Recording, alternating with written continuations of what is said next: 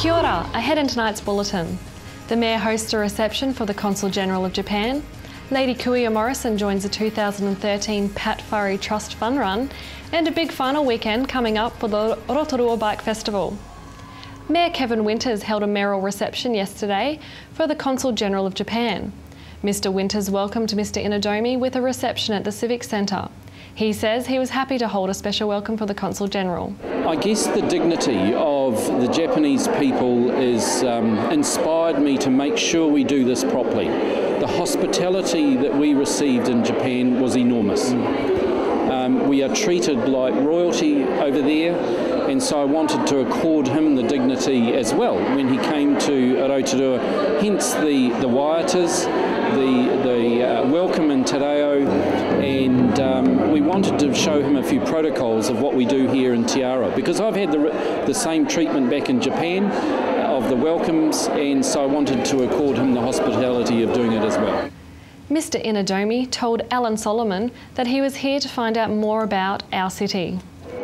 First, just one of the purposes is familiarization visits to Rotorua.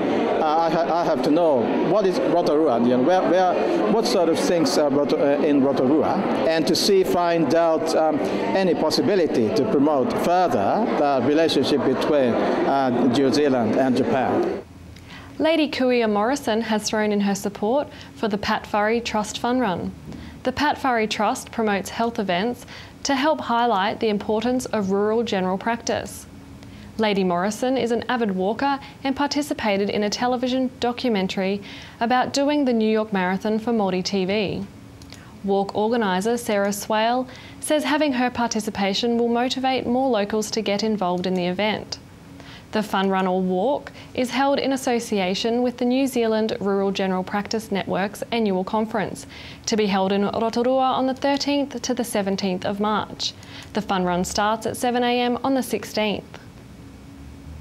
The Commercial Investigation Unit has carried out checks on 192 school buses throughout the Waikato and Bay of Plenty.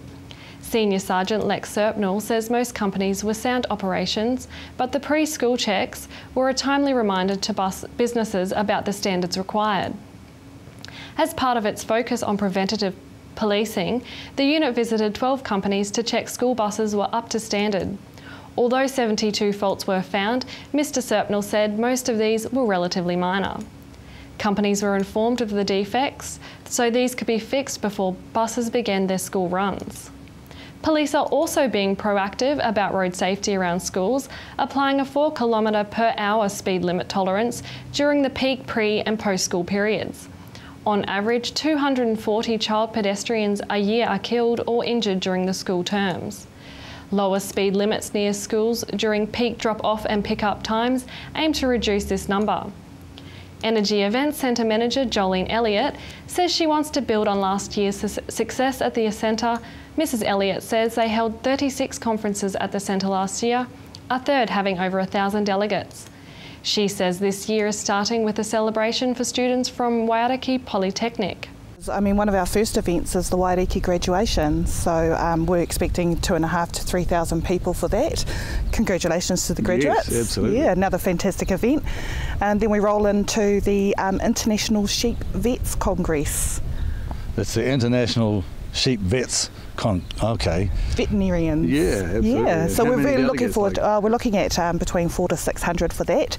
International's great because we get a lot more exposure to the greater wider world, and Rotorua is always a first choice for a lot of these groups to meet in, and it's great that we've got a facility to help them out with. We've got sports events as well. We've got the National Women's League Basketball Tournament coming up. We're also hosting one of the Magic Games this year on Queen's birthday weekend, so a great time to come for a holiday. A lot of people here for that. There'll be a lot of people here for that, and then we've also got the regular annual events like the Western Heights Invitational Tournament, and we host the basketball events for that one. In sport tonight, the Rotorua Bike Festival is gearing up for a big final weekend. The 2013 Mountain Bike National Championships begin on Saturday with the cross country and another top lineup of riders, including 2012 Junior World Champion Anton Cooper. The BMX national qualifiers are also on Saturday, with Bike New Zealand's high-performance Olympic squad and London silver medalist Sarah Walker and Mark Willers and Kurt Pickard taking part. And on Sunday, the 2 times elite women's downhill world champion will take on the Tenafar in Redwood Forest. Race promoters say the downhill field is one of the best fields of downhill races competing in a New Zealand championship for a long time. Certainly a full weekend of events, so plenty to choose from. Your weather now, Rotorua, brought to you by Bidvest Food Service. Tonight, some showers with westerlies and an overnight low of 10. Tomorrow, Thursday, looks to be fine with some southwesterlies, a high of 23 and a low of 10. The outlook for Friday looks fine with some southwesterly winds, a high of 24 and a low of 12. The marine forecast for Lake Rotorua, southwest rising to 15 knots in the morning with waves less than half a metre, becoming fine. Remember, for program listings and other info or to upload video, check out our website at tvrotorua.co.nz. Still to come tonight on City News, we catch up with Ruth Crampton at the SPCA, musical highlights from last week's Whakanui celebration for Waitangi, and MP Todd McClay has news about next week's visit by Prime Minister John Key.